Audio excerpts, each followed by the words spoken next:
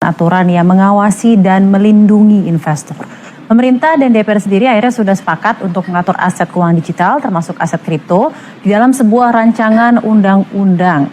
Lalu RUU apa yang akan menjadi payung regulasi kripto di Indonesia, bagaimana sebenarnya transaksi kripto dan historisnya selama ini, dan yang perlu kita amati juga tentang keputusan berinvestasi di kripto ini, sebenarnya kontroversi-kontroversi apa sih yang masih membayangi investasi kripto tidak hanya di Indonesia namun juga di global. Kita akan bahas lengkapnya di Dulu Haram, kini kripto menjadi legal.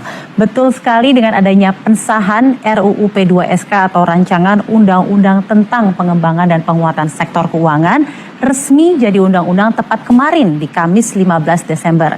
Kripto sekarang sudah tidak lagi haram karena sudah ada regulasi yang memayunginya di negara kita di Indonesia.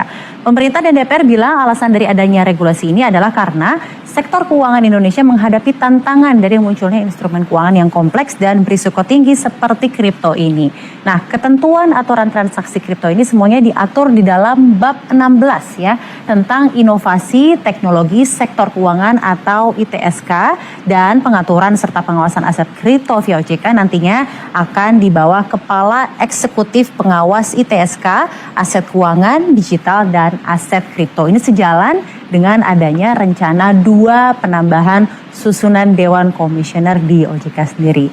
Nah, lingkup aturannya nanti ke depannya untuk kripto ini mencakup apa saja? Pertama adalah mengenai sistem pembayaran, penghimpunan modal, selanjutnya adalah pengelolaan investasi aset kripto, pengelolaan risiko aset kripto, penyaluran dana, dan aktivitas terkait aset keuangan digital kripto. Semuanya ini dipayungi di bawah RUU PPSK bab 16 tentang ITSK. Nah, selanjutnya kita tentunya kan pasti penasaran nih, sebesar apa sih transaksi dan cuannya kripto yang sampai membuat kaget-kaget otoritas dan regulator sistem keuangan di Indonesia? Jawabannya luar biasa besar.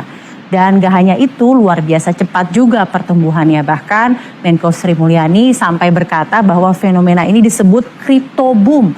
Jumlahnya yang tadi hanya ratusan miliar jadi triliunan tiba-tiba.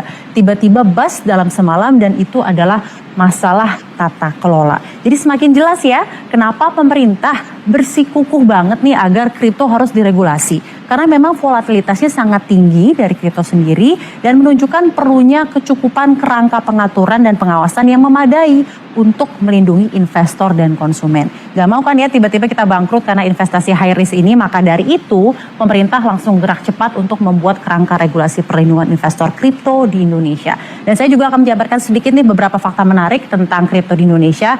Pertama, ini adalah menurut data yang saya ambil dari Bapepti Kementerian Perdagangan, growth kripto itu jauh lebih cepat dibandingkan growth investor di pasar modal Indonesia. Bahkan saat ini pengguna kripto, investor kripto sudah ada 15,1 juta orang dibandingkan dengan investor pasar modal yang sudah berpuluh-puluh tahun masih di data 9,1 juta orang. Ini data Juni 2022. Selanjutnya adalah transaksi saham di Indonesia yang sudah berpuluh-puluh tahun juga ya, pasar saham di Indonesia ini mencapai 3.300-an triliun. Tapi kripto ini yang baru marak 3 tahun terakhir ini sudah mencapai 854,9 triliun sendiri. Ini bahkan ya sudah hampir 25% mencapai transaksi saham di Indonesia. Selanjutnya adalah penerimaan negara dari pajak kripto sendiri dari Juni sampai Oktober 2022 itu bahkan mencapai 191,11 miliar rupiah, bahkan hanya dalam 4 bulan saja.